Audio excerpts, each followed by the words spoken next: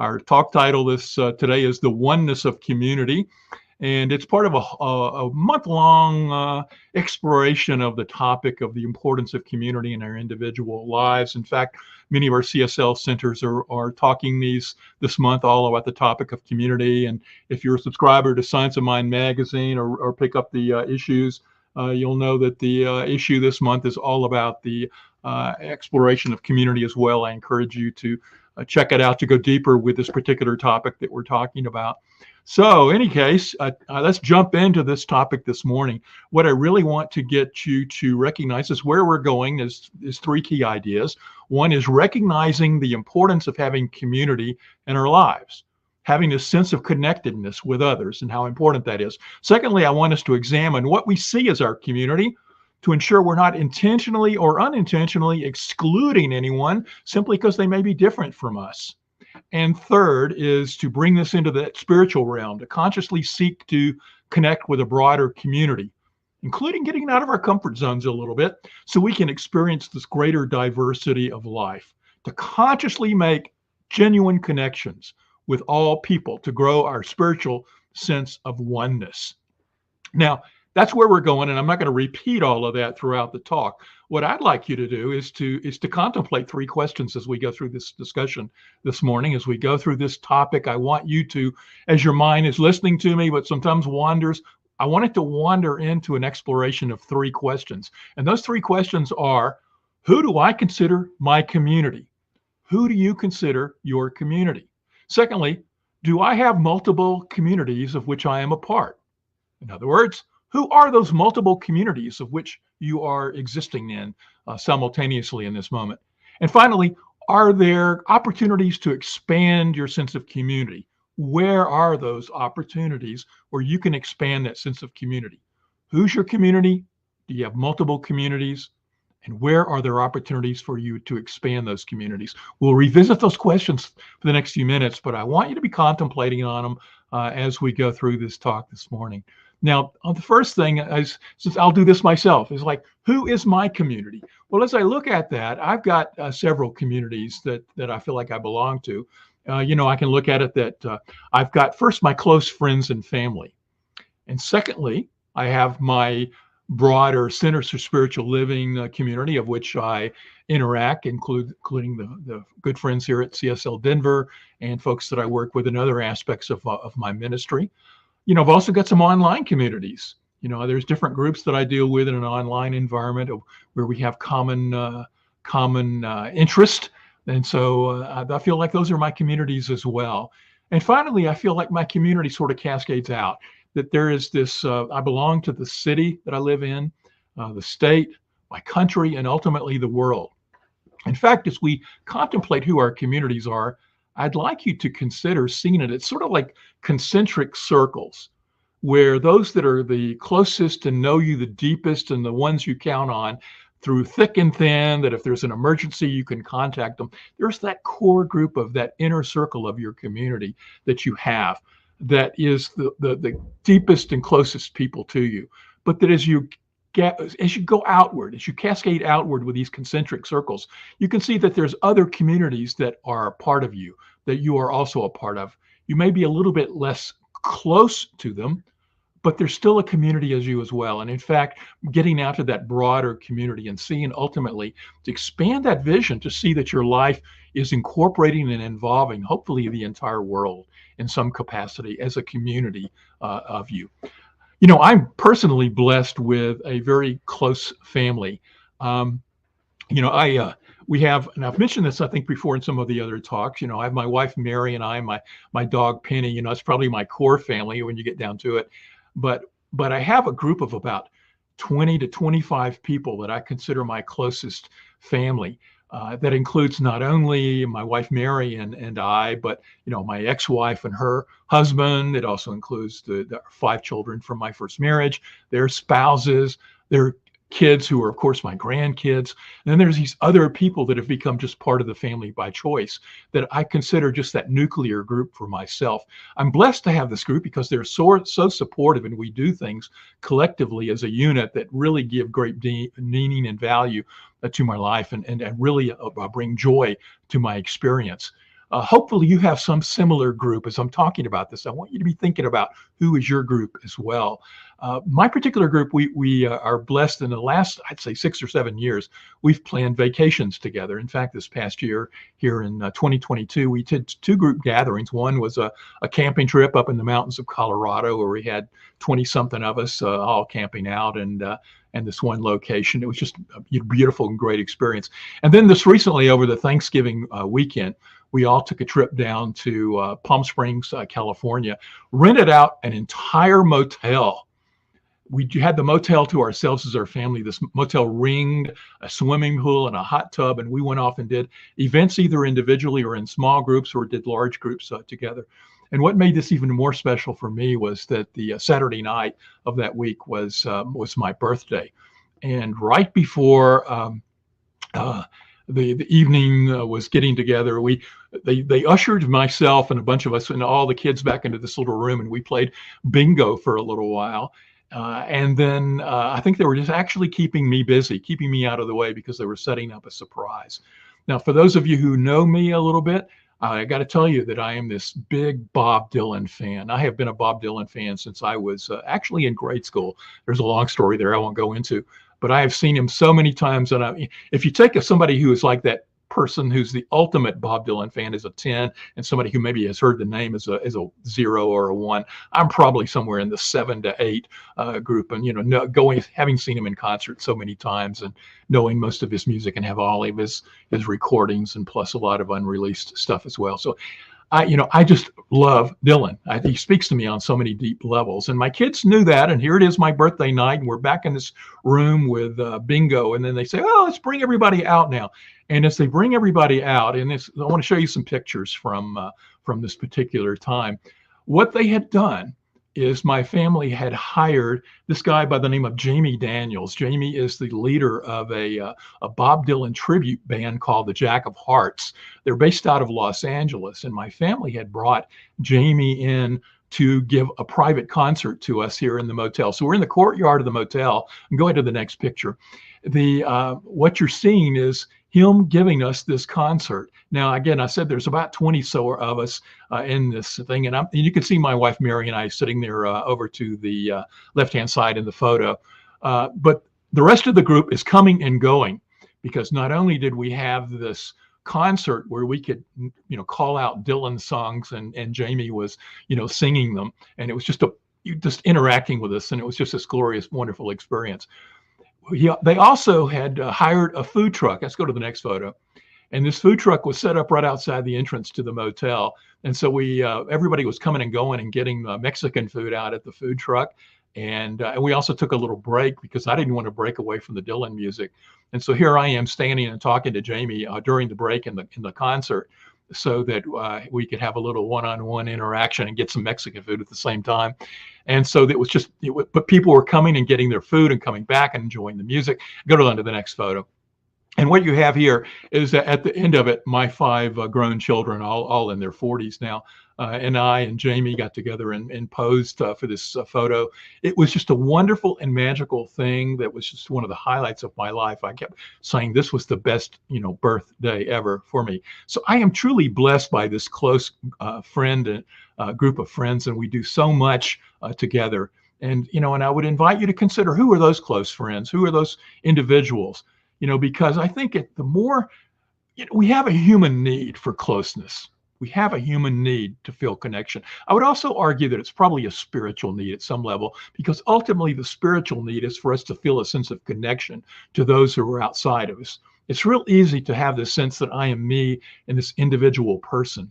But that sense of the human desire for friendship and companionship and connection is really a spiritual need that's calling us out of this sense of individualism to connect with something greater. That's really part of our spiritual evolutionary journey, is to get out of the bounds of being this single individual, navigating through this life on planet Earth, and recognizing that you're part of a greater and grander expression of oneness. And the connections that we have with friends and family really serves to meet that need. It's a human need, but it's also a spiritual need. And one of the concerns, though, is that when we don't have that sense of community, when we don't feel there's anybody that we can call upon, it can lead to a sense of loneliness. And in fact, many people are saying that the United States, in this current times, is experiencing an epidemic of loneliness. You probably have heard that in recent times. And in fact, in a New York Times article that was written earlier this year, I just want to quote a few segments from it. They said that in small doses, loneliness is like hunger or thirst, a healthy signal you're missing something and to seek out what you need. But prolonged over time, loneliness can be damaging, not just to mental health, but also to physical health. Even before the pandemic, the United States Surgeon General Vivek Murthy said the country was experiencing an epidemic of loneliness, driven by the accelerated pace of life and the spread of technology into all of our social interactions. With this acceleration, he said, efficiency and convenience have edged out the time-consuming messiness of real relationships. The article goes on to say that the result is a public health crisis in the scale of the opioid epidemic or obesity. Dr. Murthy said that in 2018, a study by the Kaiser Family Foundation found that 1 in 5 Americans said they always or often felt lonely or socially isolated, and that the pandemic only exacerbated these feelings. In fact, in a recent citywide survey by New York's health department, they found that 57% of people said they felt lonely some or most of the time, and 2/3 felt they socially isolated in the prior month. Loneliness, Dr. Murthy said, has real consequences to our health and our well-being. Being lonely, like other forms of stress, increases the risk of emotional disorders like depression and anxiety and substance abuse.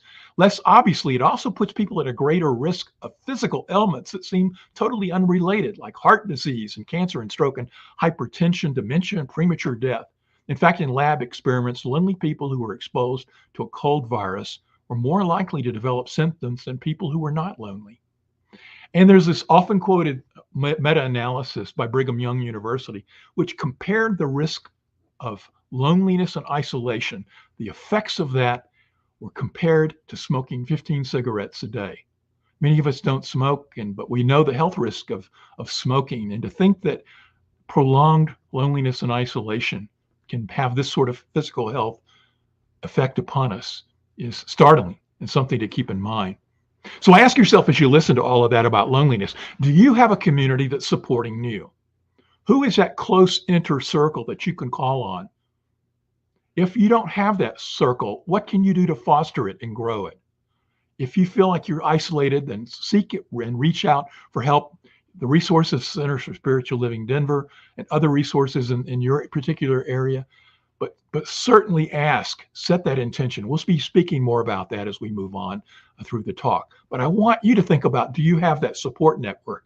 Because it is so important for your health, your vitality, and ultimately your spiritual growth.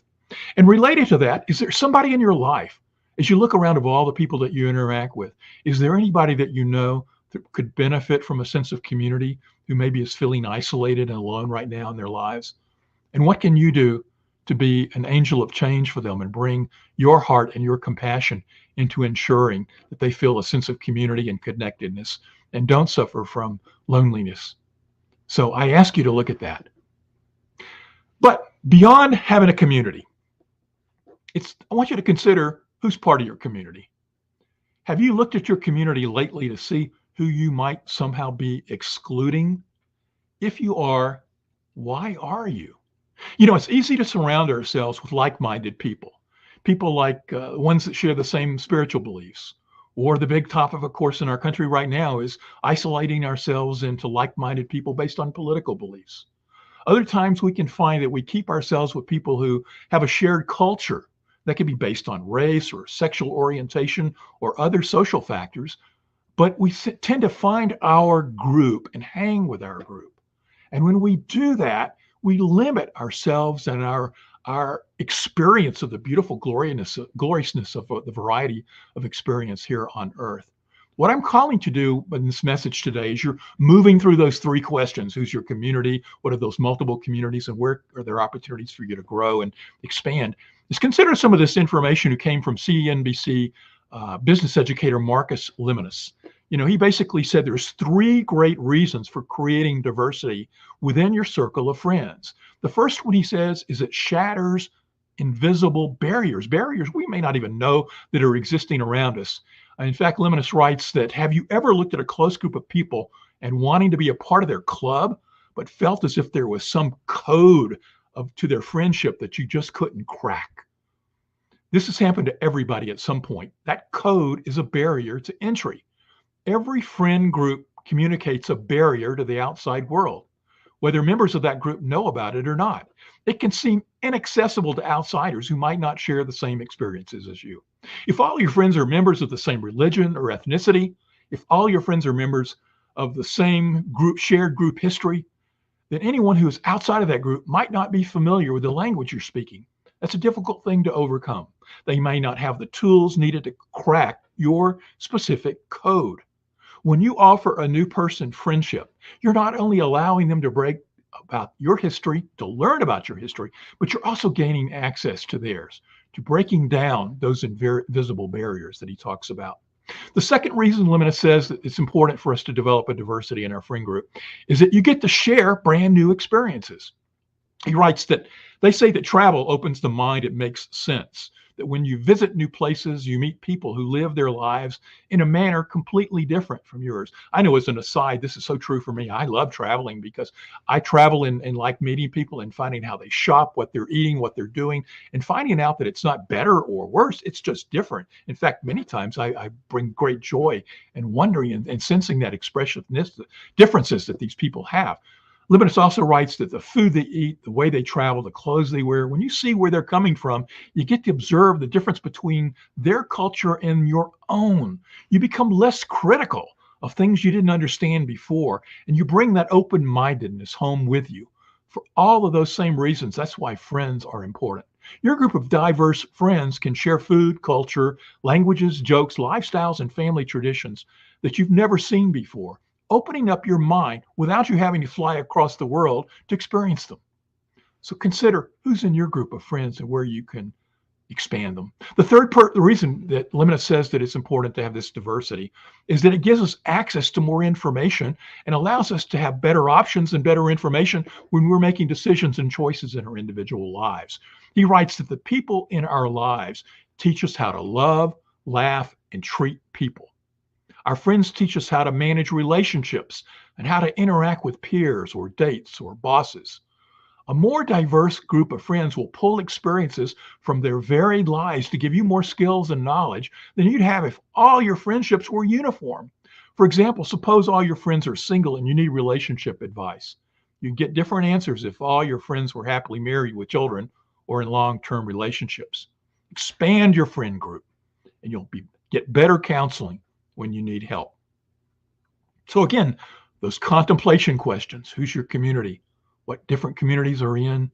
And where are there opportunities for you to expand your sense of community? Which brings us into the spiritual side of this. I often talk about when I'm with you, is that we are these human beings, but we're also spiritual beings, and that we live simultaneously in these two worlds of the non-physical and the physical. And as we navigate through and talk about the health challenges to the sense of being lonely, when we talk about the human need for companionship, behind all of this is that spiritual push, that spiritual urge calling us to expand our lives to the greatest and highest expression it can be. Taking steps to expand our circle of friends and include diversity into it expands our tasting this variety of the gift of life on earth. Not only do we spiritually experience life at a greater level and all its richness, but we expand our care and concern for more people. Again, back to those cascading circles. We can see that we have a community that's our close friends, and then the ones that are around us as acquaintances. And as we get out to the city and the state and the planet, that our closeness and care and concern may dissipate a little bit. But as we travel on the spiritual path and we move into that state of the non-physical and sensing our sense of greater oneness to all it is, it also opens our heart to compassion for people who are different from us. Not only does earthly experiences and interacting with people who are different give us that experience that allows us to grow and evolve in our awareness. But as we grow in our sense of oneness on the spiritual side of things, it calls us to a greater sense of love and care for more and more people. It takes us outside those cascading concentric circles and deepens our sense of love for those people out there, even if we're not interacting with them in a personal manner on a day-to-day basis. One of my favorite philosophers is the integral philosopher Ken Wilber. He wrote that the capacity to identify with others is definitely not gained all at once from the start. I think we can identify that. We just don't naturally have this sense of connectedness to other people, and we have to develop and grow it. Wilber goes on to write, the mind has the capacity for inclusiveness through a slow and arduous process. Let me read that again. The mind has to increase its capacity for inclusiveness through a slow and arduous process of growth. And thus this capacity gets a little bigger, moving from what he calls egocentric to ethnocentric, from caring about me to caring about us. And then it gets a little bigger, he says, from ethnocentric to world-centric, from caring about us, my group, to all of us, the world. And then he says it gets even bigger than that we move from being world-centric to what he calls integral or cosmocentric, but it's an inclusiveness that starts to include even other species and the planet and existence itself, that we move from caring about all of us to all of reality. Again, this evolutionary arc that he writes about, and many others have echoed this same statement, is that we grow and evolve from a sense of caring about ourselves, to our group and us, to all of us, to all of reality. And this is where we are evolving and growing in our own consciousness on this spiritual path, is a greater and deeper sense of oneness and love and connectedness to the entire planet and all of reality. So the question is, where are you on the evolutionary path? Are you stuck in this egocentric, only caring about yourself? Or do you have just a small group that you care about, and those that you consider the others you exclude and maybe don't have a care and concern for them? Or are you working to expand your care and concern to larger numbers of people? Are you tasting a more expansive world in your awareness so that you can care for those who are different from you? One of the things I want to remind you, though, is that every one of these levels, from the egocentric and caring about yourself to the expansive care of our groups, our broader groups, eventually all humanity and all of existence, is every step is important. That truly to have the healthy sense of love and care and concern for the planet starts with a healthy care and concern for yourself. It starts with that sense of self-love, and we often talk about that in our classes and programs here at Center for Spiritual Living, that we must care and see deeply the importance and value of who we are as individuals. Do you have that sense of care and concern and see yourself as perfect, whole, and complete in this moment? You must anchor into that awareness of self-love and care, but not from an egocentrical side that cares only about yourself to the exclusion of your others, or sees yourself as greater or better than others so that you're dividing yourself. It's a healthy anchor to have a healthy self-love that gives you the strength and basis to expand your love outward. You must first care about yourself. It's only with that sense of strength, knowing the value and importance of yourself, can you now healthily approach the rest of the planet and grow yourselves into that sense of love. The question then becomes, how do you develop that greater sense of community? How do you start expanding this circle outward? How does your concentric circles grow, or your move from caring about me to us to all of everything? How can that be manifest? Well, there's 3 key steps to this. And this is stuff that we teach in all of our classes here at Centers for Spiritual Living. And the first is to set the intention.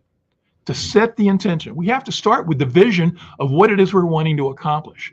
So what I call you today to do is you contemplate those 3 questions of what's your community, what different communities are you in, where there are opportunities to expand your community, is to, in that last question, where there's that opportunity for growth, to look at that and set an intention. Set an intention to expand your circle of care and concern, to expand to more people. Set your intention to grow your circle of friends, to include greater diversity. Secondly, so the first is set the intention. Secondly is to bring that intention into your spiritual processes. We teach the process of visioning here. Use the tool of visioning to expand and tap into Spirit's wisdom to know what is the greatest and highest calling for you in terms of expanding your love and care and concern for the planet. Use our spiritual tool of affirmations to affirm that you're growing a sense of community in your life. Use the tool of spiritual mind treatment or affirmative prayer as an opportunity to pray each day, knowing and seeing and sensing that expansiveness of community is growing in your individual life. That's the second step. Use spiritual tools. And the third is to walk your talk, is to get out in the world of reality, the world of form, and actually do those things that are going to make this conscious expansion work. Make conscious choices to interact with more people. Say yes to invitations to gatherings that might have challenged your comfort zone because you felt like you wouldn't belong or it would be different from something that what you normally did. Broaden your connections with others, even online. It doesn't mean you have to agree with people who are different from you, but you do have to open yourself to interacting with them. Approach others with an open heart. Approach others with a sense of curiosity. Want to know about them and their lives. Be a beneficial spiritual presence on this planet in all that you do. See yourself as cascading and flowing love through you. And that with this open heart and open curiosity, every person that you meet is an opportunity to taste the variety of this individual life. See and feel your heart opening to higher and greater levels of love. Be love. In closing, I want to share just a few words from the latest Science of Mind magazine. There's a beautiful one-page article in here by a colleague of mine, the Reverend Dr. Andrea Earl out in Oakland, California. And she talks about her daily walks in the park and herself being an introvert and how through her daily walks in the park, she first starts interacting with people only in her own mind. She says hi to people. And eventually that comfort level builds up and she begins saying hi to them verbally and expanding that.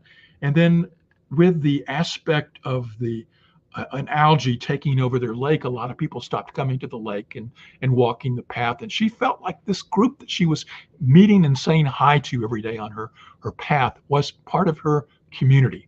It got her out of that sense of being in her own simple circle and expanding that circle outward. And here's what she wrote as she found this algae infestation affecting the people there. She said, "There are already an outspoken agreement on our behavior for how to let runners and bikers pass and how to give way for the dogs and their people, and all the while avoiding birds and their droppings. It's a valued gift that I can move through my community with the freedom and ease of my own pace. The algae infestation, resultant dead fish and bird upset seemed to solidify our connection and set up an odd bonding experience." She wrote, "When I began walking, I behaved as a true introvert. I spoke to other walkers and runners in my mind, never audibly. Over time, I feel more comfortable, safer, and I now make eye contact and greet them aloud. For me, this is connection. I am grateful I created this divine experience, and I fully acknowledge that this sense of lake community exists only in my mind and heart. This is where all sense of community is born." Did you get that point? All community is born in your mind and in your heart. She says, "I started walking the lake for my own health and well-being, and I've come to experience what Ernest Holmes said. Love is the greatest healing power in the universe and is the only thing that binds people together in a community of spirit." Let me read that one more time. Love is the greatest healing power in the universe and is the only thing that binds people together in a community of spirit. May we know for every person on this call they're viewing today and listening or on the recording that you contemplate these three questions. Who's your community? What multiple communities are you in, and how can you expand those communities? And then look at the tools of setting an intention, using spiritual practices, and then moving your feet in the real world to expand that. But bring your heart and your love into all aspects of your being. Be love, be a beneficial presence. And together we can all create the oneness of community in this life that we're all called to experience. Let's pray. As we go within in this moment, let's simply know that there is only one life, one power, one divine essence that moves in and through everything, giving everything its very being. I know for every person hearing these words that their consciousness shifts to a sense of a oneness, a sense of interconnectedness to all that is, that they expand their circle of care and concern to the greatest and highest number of people, that they continue to grow and evolve in their awareness as they cascade outwards in their mind to seeing and recognizing the community of life that is all around them. That we're all anchored and supported by those individual families that are close to us, that we have that close supporting network of individuals who are there for us and support us and give us the ground of being and support and love that we need to take love outward into the planet. And from that basis of inner and familial support, we look outwards and we grow and connect and just see the glorious gift of every person on this planet and the beauty that they bring. We open our interactions with them with curiosity and a desire to experience life with them and know about them at the deepest essence of our soul. And in doing so, we open this planet to greater and greater levels of love and care and concern for all, and create a world that works for everyone. Thank you, God. Thank you, Spirit. And we release these words knowing that they are so, and so it is.